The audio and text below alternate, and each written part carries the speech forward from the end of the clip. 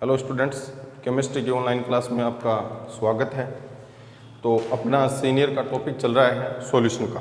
ठीक है, तो सॉल्यूशन में अपन ने कंसंट्रेशंस ऑफ यूनिट्स अपनी चल रही थी, उसमें 2 यूनिट्स मैंने आपको करवाई थी, ग्राम प्रति लीटर और मोलरिटी। मोलरिटी पर मैंने कुछ क्वेश्चन दिए थे आपको, तो 1-2 क्वेश्चन होमवर्क के रूप में थे, 1-2 क्वेश्चन मैंने यहाँ पर सॉल्व करवाए थे, लेकिन उनकी कैलकुलेशन के लिए मैंने आपको बोला था। तो उसके आंसर जैसे कमेंट्स में मुझे बताया, जो अपने मोलरिटी में जो नोट लगा के लिखा था ना कि यदि 2 या 2 से अधिक सॉल्यूशन आपस में घुले हुए हों, और लेकिन कंडीशन क्या थी कि सॉल्यूट और सॉल्वेंट उनका क्या हो, सेम हो, तो उसमें जो क्वेश्चन करवाया था वो एस्ट्रोसोपर वाला, उसका जो आंसर वो 0.26 आता है। कितना है? 0.26। ठीक है। एक सेकंड क्वेश्चन दिया था मोलरिटी में, सेकंड कंडीशन लगा के कि 30 ml 0.5 m एस्ट्रोसोफोर को 500 ml तक डाइल्यूट करते हैं, तो 500 ml पर उसकी मोलरिटी क्या होगी? तो उसका आंसर क्या आता है? 0.03 m। ठीक है। एक थर्ड क्वेश्चन जो मैंने आपको कंप्लीटली होमवर्क के रूप में दिया था, जिसमें वॉल्यूम ज्ञात करना था। क्वेश्चन क्या था कि 10 m एस्ट्रोसोफोर विलियन से 2 m एस्ट्रोसोफोर के 500 ml बनाने के लिए इसके कितने आयतन की आवश्यकता होगी। ठीक है, तो यहाँ पर जो अपने वॉल्यूम निकाला है वो वॉल्यूम अपने पास करेक्ट वॉल्यूम आया है 100 ml। ठीक है, तो उम्मीद है कि आप लोगों ने ये क्वेश्चन करके देखे होंगे, नहीं किए तो वापस इसको देखना, इंपॉर्टेंट क्वेश्चन है। पहला और दूसरा क्वेश्चन काफ़ी इसमें महत्वपूर्ण है, कंपटीशन एग्जाम में भी कई बार आते हैं। ठीक है, आज अपन अपनी जो यूनिट्स ऑफ कंसंट्रेशन है उसमें थर्ड यूनिट अपन स्टार्ट करते हैं, वो भी महत्वपूर्ण है। थर्ड यूनिट अपने पास है मोलैलिटी, जिसको स्मॉल m से अपन लिखते हैं। ठीक है, मोलैलिटी स्मॉल m से इसको रिप्रेजेंट करेंगे, या इसको अपन मोललता भी कह सकते हैं। तो सिंपल सी परिभाषा है, इसकी डेफिनेशन अपन देखें तो क्या है? किसी विलायक के, ध्यान रखना यहाँ पर अपन विलियन के स्थान पर कौन सा शब्द प्रयुक्त कर रहे हैं? विलायक। किसी विलायक के 1 किलोग्राम या 1000 ग्राम में घुले हुए विलय पदार्थ के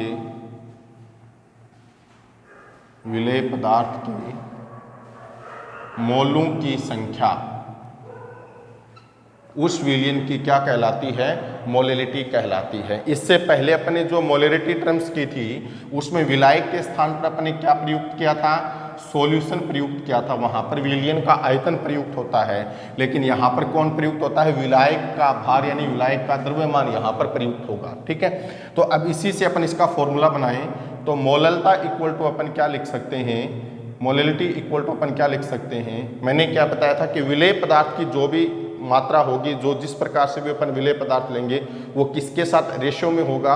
सोल्यूट या सॉल्वेंट के साथ होगा। डिपेंड करता है कि अपन ने उस यूनिट्स के अंदर सोल्यूट को लिया है या सॉल्वेंट को। तो यहाँ पर अपन ने किसको लिया है? सोल्यूट को लिया है। तो अपन कह सकते हैं कि विलेय पदार्थ के मोलों की संख्या किसके साथ अनुपात में होगी? विलायक के द्रव्यमान के साथ अनुपात में होगी। ठीक है, तो अपने पास फॉर्मूला क्या होगा? विलेय के मोलों की संख्या, विलेय के मोलों की संख्या अपॉन में क्या लिखेंगे अपने?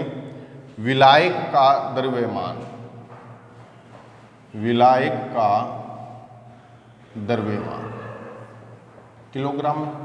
ठीक है, या फिर इस फॉर्मूले को बेटा अपन ऐसे भी लिख सकते हैं, विलेय के मोलों की संख्या, विलेय के मोलों की संख्या अपॉन में विलायक का द्रव्यमान, वेट ऑफ सॉल्यूट, विलायक का द्रव्यमान। किस में ले लें अपन? ग्राम में ले लें। तो किलोग्राम को किस में कन्वर्ट किया है? ग्राम में कन्वर्ट किया है, तो मल्टीप्लाई किससे करेंगे? 1000 से। तो फॉर्मूला अपने पास क्या आ गया? मोल्स ऑफ सॉल्यूट अपॉन, हाँ, moles of A solute and wait of a solvent. ठीक है, अब इसको शॉर्ट में लिखें अपन, जैसे अपने मोलैलिटी के अंदर किया था। तो molality equal to small m equal to क्या लिख सकते हैं? देखो, विलेय के मोलों की संख्या, मैं थोड़ा सा वापस रिवाइज कर देता हूँ, ये चीज़ें कंफ्यूज करती हैं। अपने यहाँ पर जो सॉल्यूशन अपने काम में लिया है इस लेसन के अंदर, वो सॉल्यूशन अपन क्या लेते हैं? बाइनरी सॉल्यूशन लेते हैं, जिसके 2 कंपोनेंट होते हैं, ए और बी। तो बी को अपन क्या मानते हैं? सोल्यूट, और ए को अपन क्या मानते हैं? सॉल्वेंट। तो यहाँ पर मोलों की संख्या अपन किसकी ले रहे हैं, सोल्यूट की ले रहे हैं। सोल्यूट अपने पास क्या बी है, और मोलों की संख्या को अपन किससे लिखते हैं, एन से, तो अपन क्या लिख सकते हैं, इसको एन बी लिख सकते हैं। क्लियर है। तो विलय के मोलों की संख्या को अपन किससे लिखें, एन बी अपॉन में विलायक का द्रव्यमान, तो विलायक सोलवेंट कौन है अपने पास, ए है, द्रव्यमान को किससे लिखेंगे, डब्ल्यू से, तो इसको अपन क्या लिख सकते हैं, डब्ल्यू ए, तो अपॉन में क्या आ गया, डब्ल्यू ए, और इनटू में क्या आ गया, 1000। ठीक है, तो यहाँ पर अपन लिख सकते हैं एन बी इक्वल टू क्या है, मोल्स ऑफ सोल्यूट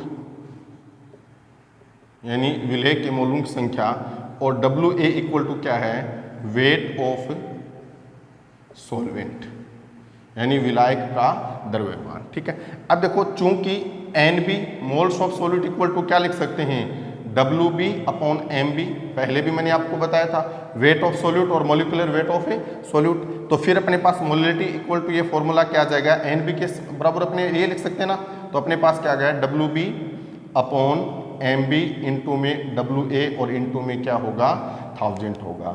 ये मोलिलिटी इक्वल टू अपने पास क्या आ गया, एक फाइनल फॉर्मूला अपने पास आ गया। इसके आधार पर अपन क्वेश्चन को क्या कर सकते हैं, कैलकुलेट कर सकते हैं। ठीक है, दूसरी चीज देखो कि ये अपने जो मोलिलिटी के लिए जो कैलकुलेशन की है वो बिल्कुल एक तरह से मोलिलिटी के बराबर ही है, जिसके मोलिलिटी क्लियर उसको कोई दिक्कत नहीं होनी चाहिए। सर सॉल्यूशन के स्थान पर कौन सी टर्म्स अपने यहाँ पर काम मिली है, सोल्यूट टर्म्स काम मिली है। ठीक है, अब इसके मात्रक की बात करें अपन, मात्रक क्या होगा, यूनिट्स क्या होगी मोलिलिटी की, तो देखो यहाँ से अपन इसका मात्रक बना सकते हैं। मोलिलिटी के अंदर भी अपने ऐसे क्या था, मोलों की संख्या को किससे अपन लिखेंगे, मोल अपॉन में वेट ऑफ सॉल्वेंट है, तो वेट द्रव्यमान का क्या होगा, किलोग्राम, तो इसका मात्रक अपन क्या लिख सकते हैं, मोल प्रति किलोग्राम। एक मात्रक दिया हो गया। दूसरा इसका मात्रक क्या हो सकता है, अपन इसको स्मॉल एम से भी लिख सकते हैं। किससे लिख सकते हैं, स्मॉल एम से। तीसरा इसका मात्रक अपन क्या लिख सकते हैं, इसको मोलल के रूप में भी लिख सकते हैं। महत्वपूर्ण है, मोलरिटी में मैंने आपको करवाया था कि मोलर शब्द कई जगह आपको मिल सकता है, मोलर। तो मोलर शब्द किससे बना था, मोलरिटी से बना था। किससे बना था, मोलरिटी से बना था। ठीक है, उसी प्रकार यहाँ पर मोलरिटी के स्थान पर आपको क्या लिखा हुआ मिल सकता है, मोलल मिल सकता है। मोलल कंसंट्रेशन ज्ञात करना पूछा जा सकता है। तो ये जो मोलल शब्द है वो किससे बना है, मोलरिटी से बना है। तो जहाँ पर मोलल शब्द लिखा हुआ होगा उसका मतलब क्या है, अपने को कौन सी कंसंट्रेशन ज्ञात करनी है, मोलल या मोलरिटी कंसंट्रेशन, यानी मोलरिटी अपने को वहाँ पर कैलकुलेट करनी है। ठीक है, तो ये तीन मात्रक आपको इसके ध्यान में रखने हैं, मोल प्रति किलोग्राम या स्मॉल एम लिखेंगे, या फिर क्या लिखा हुआ होगा, मोलल शब्द लिखा हुआ होगा। ठीक है, दूसरा इसमें एक महत्वपूर्ण चीज़ है जिसको एग्जाम के अंदर पूछा जाता है, कई बार डायरेक्टली भी पूछ लेते हैं और कई बार इसको मोलरिटी के साथ कंपेयर करके भी पूछ लेते हैं। तो नोट क्या देखो कि मोलरिटी ताप पर निर्भर नहीं करती है, नहीं करती है, क्योंकि द्रव्यमान ताप से अप्रभावित रहता है। क्योंकि द्रव्यमान ताप से क्या रहता है, अप्रभावित रहता है। ठीक है, तो इसलिए मोलरिटी पर ताप का कोई प्रभाव नहीं पड़ेगा। इसी वजह से जो मोलरिटी कंसंट्रेशन है वो मोलरिटी कंसंट्रेशन, यानी अपन यूं कह सकते हैं मोललता है, वो मोलरता से थोड़ी सी महत्वपूर्ण हो जाती है। क्यों, क्योंकि मान लो अपन ने किसी भी सॉल्यूशन की कंसंट्रेशन मोलरता में ज्ञात की, तो अगर टेम्परेचर में परिवर्तन होगा तो मोलरता तो प्रभावित होगी। ठीक है, क्योंकि उसमें वॉल्यूम ऑफ सॉल्वेंट प्रयुक्त होता है।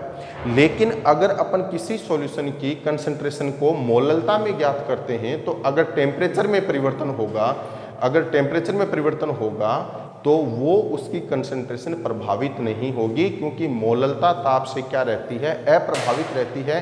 क्यों, क्योंकि मोललता में क्या प्रयुक्त होता है, वेट ऑफ ए सोलवेंट प्रयुक्त होता है। क्या प्रयुक्त होता है, वेट ऑफ ए सोलवेंट प्रयुक्त होता है, इसलिए थोड़ा सा महत्वपूर्ण हो जाता है। ठीक है, तो ये अपने पास मोलरिटी की थोड़ी सी कैलकुलेशन आ गई। अब इस पर आधारित अपन एक दो क्वेश्चन करते हैं। तो देखो क्वेश्चन में अपन करें,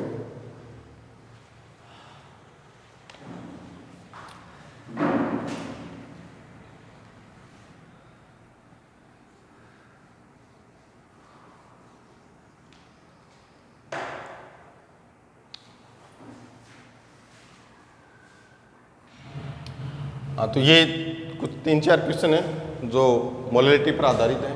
इनको अपन करते हैं, कुछ होमवर्क के रूप में करने, कुछ को अपन यहाँ पर क्लियर करते हैं। पहला क्वेश्चन क्या है कि 4.9 ग्राम H2SO4 250 ग्राम H2O के अंदर घुला हुआ है, तो उसकी सॉल्यूशन की अपने को मोलैलिटी कैलकुलेट करनी है। तो देखो पहले क्वेश्चन का सॉल्यूशन अपन देखें क्या है। 4.9 ग्राम H2SO4 किसके अंदर घुला हुआ है, 250 ग्राम H2O के अंदर, ठीक है। तो सॉल्यूशन पर आधारित अगर क्वेश्चन करते हैं तो अपने को दो चीज़ों का पता होना चाहिए कि उसमें विलेय पदार्थ यानी सॉल्यूट कौन है और सॉल्वेंट कौन है। इन दोनों को आइडेंटिफाई कर लिया तो लगभग क्वेश्चन अपने लिए बहुत ईजी हो जाता है।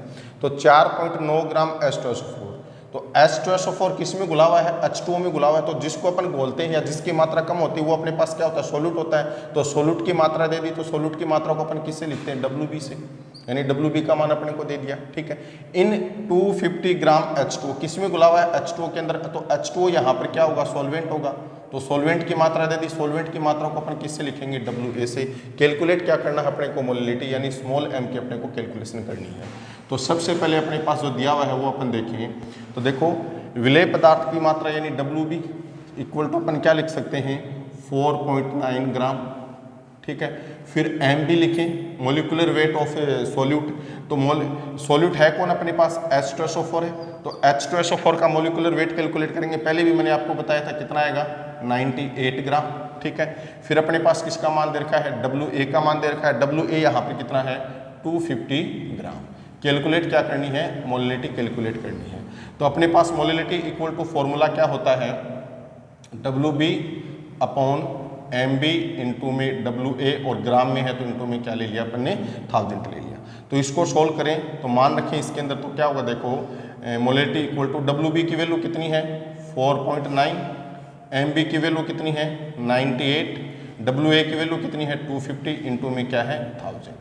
इसको सॉल्व कर लो, वो इस सॉल्यूशन की क्या होगी, मोलैलिटी आ जाएगी। और मोलैलिटी के लिए आप मात्रा क्या प्रयुक्त कर लोगे, स्मॉल m प्रयुक्त कर देना, या फिर क्या लिख देना इसके स्थान पर, मोलर लिख देना, ठीक है।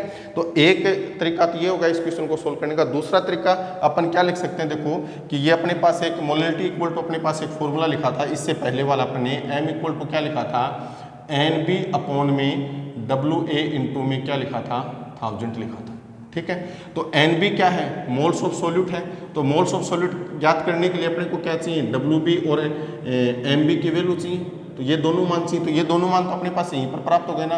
तो यहीं से अपन किसको कैलकुलेट कर लें, NB को कैलकुलेट कर लें, ठीक है। तो NB को कैलकुलेट करके डायरेक्टली इस फॉर्मूले के अंदर अपन रख सकते हैं, तो भी अपने पास क्या होगा, यही आंसर इसमें आएगा, जैसे मैंने मोलैलिटी में आपको बताया था, ठीक है। तो ये इस पर आधारित एक पहला क्वेश्चन हो गया। दूसरा क्या है, 103.65 ग्राम HCl सॉल्यूशन है। टोटल सॉल्यूशन अपने पास कितना है, 103.65 ग्राम। इस सॉल्यूशन में 3.65 ग्राम क्या घुला हुआ है, HCl घुला हुआ है। तो अपने को मोलैलिटी इसकी क्या करनी है, कैलकुलेट करनी है। ध्यान रखना, ये थोड़ा सा क्वेश्चन, इस प्रकार का क्वेश्चन जब आता है तो अपन डायरेक्टली इसी प्रकार से कर देते हैं। तो देखो फॉर्मूला तो इसमें यही लगना, लेकिन एक दो चीज़ है उसको थोड़ा सा अपने को ध्यान से देखना है। यहाँ पर देखो कि सॉल्वेंट की मात्रा नहीं दे रखी, टोटल मात्रा किसकी दे रखी है, सॉल्यूशन की मात्रा दे रखी है। तो मोलैलिटी जब अपन कैलकुलेट करते हैं तो उसमें अपने को सॉल्यूशन की आवश्यकता नहीं होती, उसमें अपने को आवश्यकता होती है सॉल्यूट और सॉल्वेंट की। तो सॉल्वेंट को अपने को सबसे पहले कैलकुलेट करना है। तो सॉल्वेंट को अपन तभी कैलकुलेट कर पाएंगे जब अपने पास किसकी मात्रा हो, सॉल्यूट की मात्रा हो। देखो अपन स्टार्टिंग में इस लेसन में लिखा था सॉल्यूशन इक्वल टू क्या है, सॉल्यूट प्लस में क्या लिखते हैं अपन, सॉल्वेंट, ठीक है। तो अपने को इस क्वेश्चन को सोल्व करने के लिए किसकी वैल्यू चाहिए, सॉल्वेंट की वैल्यू चाहिए। अपने को दे क्या रखा है, सॉल्यूशन दे रखा है और सॉल्यूट दे रखा है। तो इस फॉर्मूले से अपन सॉल्वेंट इक्वल टू निकाल सकते हैं, यानी जो टोटल सॉल्यूशन की मात्रा दे रखी है उसमें से किसकी मात्रा को घटा दें, मतलब सॉल्यूट की मात्रा, विलेय पदार्थ की मात्रा को घटा दें। तो अपने पास टोटल सॉल्यूशन कितना है, 103.65 ग्राम है। इस 103.65 ग्राम में विलेय पदार्थ कितना घुला हुआ है, 3.65 ग्राम घुला हुआ है। तो इसको इसमें से घटा देंगे तो वो क्या होगा, विलायक का द्रव्यमान यानी वेट ऑफ सॉल्वेंट आ जाएगा। तो सबसे पहले अपन देखें कि अपने को दे क्या रखा है इसमें, तो विलियन या अपन कहें सॉल्यूशन का भार या विलियन का भार, वेट ऑफ सॉल्यूशन कितना है, 103.65 ग्राम, ठीक है। सोल्यूट कितना दे रखा है, सोल्यूट को अपन किससे लिखेंगे, WB से। तो WB इक्वल टू कितना दे रखा है, 3.65 ग्राम, ठीक है। तो MB को ज्ञात कर ले, मोलिकुलर वेट। तो यहाँ पर सोल्यूट कौन है, HCl है, ठीक है। तो हाइड्रोजन का कितना होता है 1, Cl का कितना होता है 35.5 होता है। तो टोटल वैल्यू कितना आ गया 36.5 ग्राम, ठीक है। अब अपने को क्या चाहिए, WA। तो WA इक्वल टू क्या लिखेंगे अपन ने 103.65 माइनस में कितना है 3.65, यानी सॉल्यूशन में से किसकी मात्रा को घटा दिया, विलेय पदार्थ की मात्रा को घटा दिया। तो ये अपने पास कितना आ गया 100 ग्राम्स आ गया, ठीक है। ज्ञात क्या करना अपने को, कैलकुलेट क्या करनी है, मोलिलिटी कैलकुलेट करनी है। तो मोलिलिटी इक्वल टू अपने पास फॉर्मूला क्या आता है, WB अपॉन MB, इंटू में WA और इंटू में ग्राम में है तो क्या होगा 1000। तो WB का मान कितना दे रखा है यहाँ पर 3.65, MB का मान कितना है 36.5, इंटू में WA का मान कितना है अपने पास 100 और इंटू में क्या है 1000। इसको सोल्व कर लो, वो इस सॉल्यूशन की क्या आ जाएगी, मोलिलिटी आ जाएगी, ठीक है। तो एक इस चीज़ का ध्यान रखना कि जैसे पहले वाले क्वेश्चन और दूसरे वाले क्वेश्चन को अपन थोड़ा सा कंपेयर करें, तो पहले क्वेश्चन के अंदर अपने को डायरेक्टली क्या दे रखा है, सॉल्वेंट दे रखा है, तो अपने को सॉल्वेंट की मात्रा ज्ञात नहीं करनी। लेकिन सेकंड क्वेश्चन में देखें, अपने को सॉल्वेंट ने देकर टोटल मात्रा किसकी दे दी, सॉल्यूशन की दे दी, और साथ में कौन दिया है, सोल्यूट दिया है। तो सॉल्वेंट ज्ञात करने के लिए सॉल्यूशन में से किसको घटा देंगे, अपन सोल्यूट को घटा देंगे, तो वो किसकी मात्रा आ जाएगी, सॉल्वेंट की मात्रा आ जाएगी, ठीक है। नेक्स्ट अपन थर्ड क्वेश्चन देखते हैं कि 120 gram urea dissolve in 500 gram H2O, calculate the molality of solution. यानी 120 ग्राम यूरिया को 500 ग्राम जल के अंदर घोला गया है। तो ये दोनों क्वेश्चन आपको होमवर्क के रूप में करने में थोड़ा एक्सप्लेन यहीं पे कर देता हूँ। तो 120 ग्राम यूरिया किसके अंदर घुला हुआ है, जल के अंदर घुला हुआ है। तो यूरिया यहाँ पर सीधी सी बात है क्या हो गया, सोल्यूट हो गया, और सोल्यूट की मात्रा को अपन किससे लिखेंगे, WB से। तो WB का मान कितना दे दिया 120 ग्राम दे दिया, ठीक है। किस में घुला हुआ है, H2O में। तो H2O यहाँ पर क्या है, सॉल्वेंट है, और सॉल्वेंट की मात्रा को अपन किससे लिखेंगे, WA से। तो WA का मान कितना दे दिया 500 ग्राम दे दिया, ठीक है। अब देखो जब अपन इसकी मोलिलिटी कैलकुलेट करेंगे तो अपने को सॉल्यूट के MB की आवश्यकता होती है, मोलिकुलर वेट की आवश्यकता होती है। तो मोलिकुलर वेट अपन यूरिया के सूत्र से निकालेंगे। यूरिया का सूत्र मैं बता देता हूँ, कैलकुलेट आपको लेना NH2CO NH2, यूरिया कहते हैं इसको। इस चीज़ का अपने पास क्या आ जाएगा, मोलिकुलर वेट आ जाएगा, ठीक है। तो वो आप NB का मान ज्ञात करके इसको मोलिलिटी आपको कैलकुलेट करनी है। सेकेंड क्वेश्चन देखो, दोनों क्वेश्चन आपस में जुड़े हुए हैं कि 120 ग्राम यूरिया 500 ग्राम एक्वस सॉल्यूशन में घुला हुआ है, तो इसकी मोलिलिटी क्या होगी। तो देखो दोनों क्वेश्चन अपने देखें तो एक जैसे ही लग रहे हैं, लेकिन दोनों में अंतर है कि यहाँ पर तो 500 ग्राम H2O में घुला हुआ था, यानी ये जो 500 ग्राम और 120 ग्राम मात्रा सेपरेट है, अलग अलग है। इन दोनों को अपन घोलेंगे तब टोटल मात्रा अपने पास किसकी आएगी, सॉल्यूशन की आएगी। लेकिन यहाँ पर सेकंड क्वेश्चन में क्या देखा है कि 120 ग्राम यूरिया को घोलने के पश्चात टोटल विलियन कितना आ गया अपने पास, 500 ग्राम आ गया। यानी यहाँ पर अपने को सॉल्वेंट की मात्रा नहीं दे रखी है, तो सॉल्वेंट की मात्रा अपने को इसी प्रकार से ज्ञात करनी पड़ेगी यहाँ पर। तो टोटल देखो एक्वस लिखा हुआ है ना, तो एक्वस का मतलब क्या हुआ, इसका जलीय विलयन बनाया है। तो यहाँ पर सॉल्वेंट के तौर पर कौन होगा, H2O होगा, ठीक है।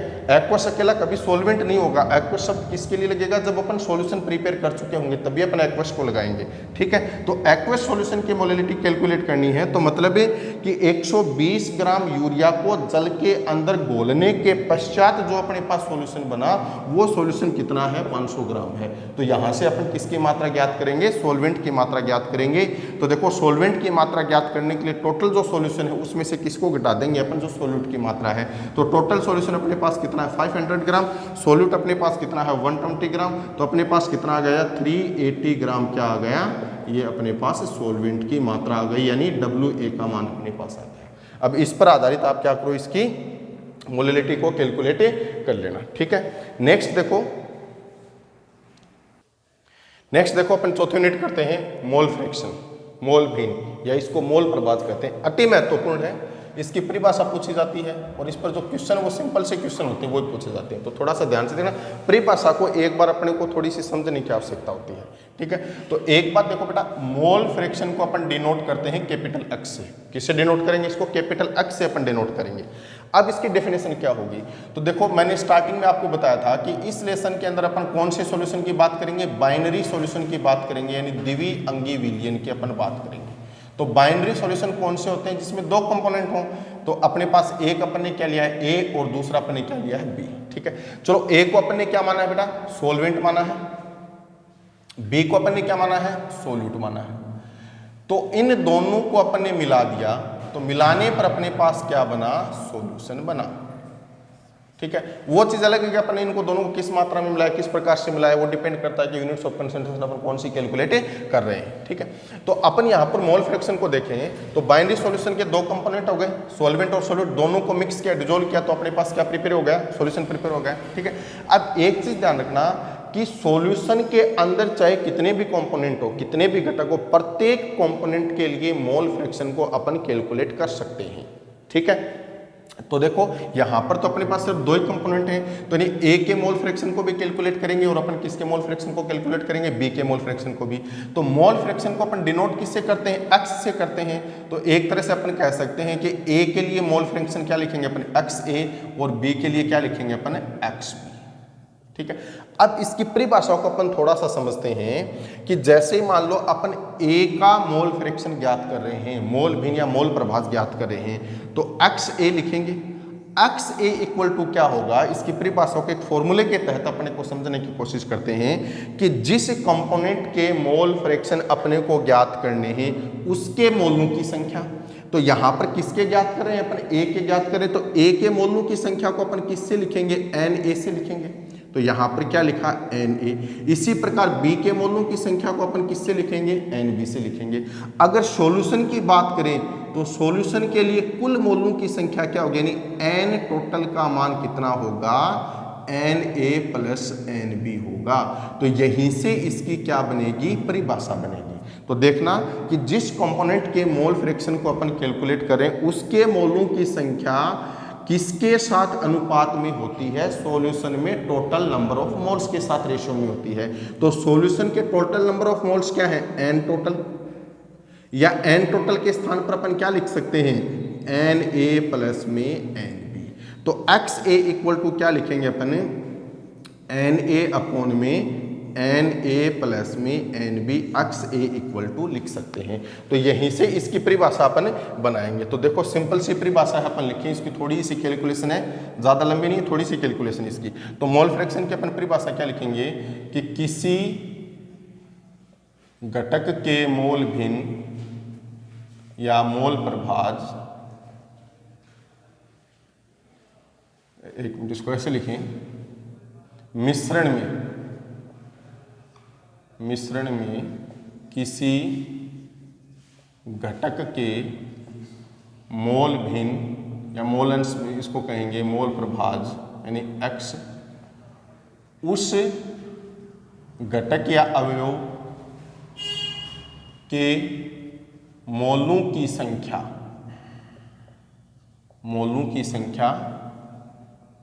यानी n तथा n को चलो लिखने की आवश्यकता नहीं, सीधा लिख लो, मोलों की संख्या तथा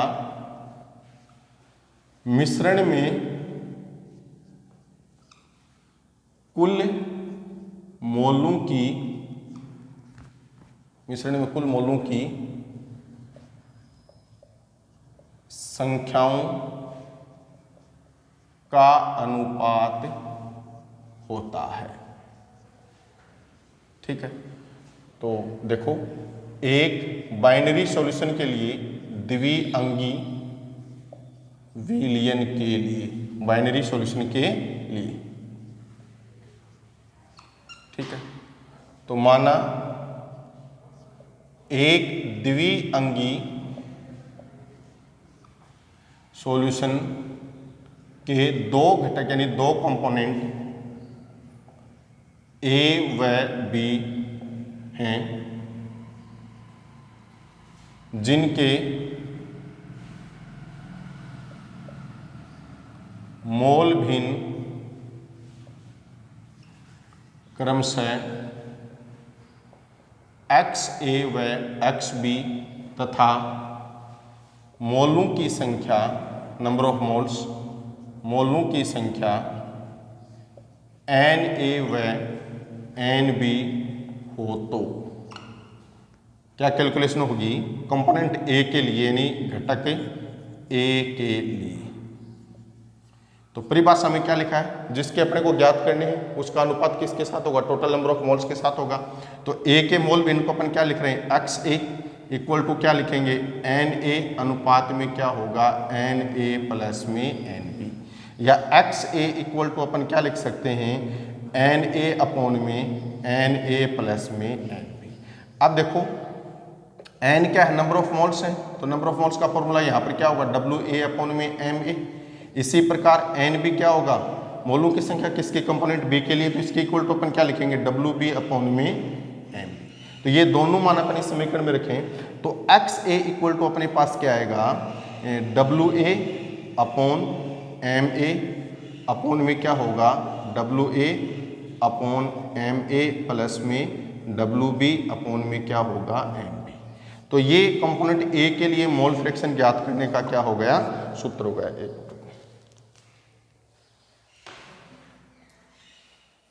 अच्छा, तो बीच में मार्कर की इंक खत्म हो गई थी तो उसको रिफिल किया है। तो नेक्स्ट अपन देखें कंपोनेंट ए के लिए अपन क्या लिखा, W A M A upon W A M A plus में डब्ल्यू बी एम बी, ठीक है। या फिर अपन इसको डायरेक्टली इसी से भी सोल्व कर सकते हैं, ये भी अपने पास आ जाएगा। इसी प्रकार अपन घटक बी के लिए देखें, देखो घटक बी के लिए तो क्या होगा, डेफिनेशन से एक्स बी इक्वल टू क्या लिखेंगे, एन बी अनुपात में क्या होगा, एन ए प्लस में एम बी। तो एक्स बी इक्वल टू बेटा अपन क्या लिख सकते हैं, एन बी अपॉन में N A plus N B. तो वही एन बी इक्वल टू क्या होगा अपने पास, W B upon M B, और एन ए इक्वल टू क्या होगा, डब्ल्यू ए अपॉन में एम ए। तो फिर एक्स बी इक्वल टू अपने पास फॉर्मूला क्या आ जाएगा, W B upon M B upon में क्या लिखेंगे, W A upon M A plus में डब्ल्यू बी अपॉन में क्या होगा, एम। तो इस प्रकार अपन इसको किसके लिए कैलकुलेट करते हैं, एक्स बी के लिए, या एक्स बी का मान अपन डायरेक्ट यहाँ से भी निकाल सकते हैं। तो देखो इसको इक्वेशन नंबर 1 देते हैं, ये इक्वेशन नंबर 2, ये इक्वेशन नंबर 3 और ये इक्वेशन नंबर क्या होगा, 4 होगा, ठीक है। अब देखो किसी मिश्रण के सभी घटकों के मोल अंश का योग सदैव 1 होता है।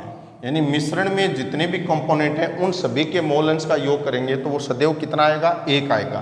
तो अपने पास तो बाइनरी सॉल्यूशन है, तो इसको अपन जोड़ें तो क्या होगा, X A plus X B, या तो अपन लिख दें समीकरण 1 और 3 को जोड़ दें, या समीकरण 2 और 4 को जोड़ दें। तो X A plus X B equal to क्या होगा, 1 होगा। इंपॉर्टेंट है ये जो टर्म्स इंपॉर्टेंट, आगे जब अपन सॉल्यूशन में पढ़ेंगे, राउल्ट्स का नियम वगैरह करेंगे है ना, तो उसमें ये चीज़ अपने काम में आएगी।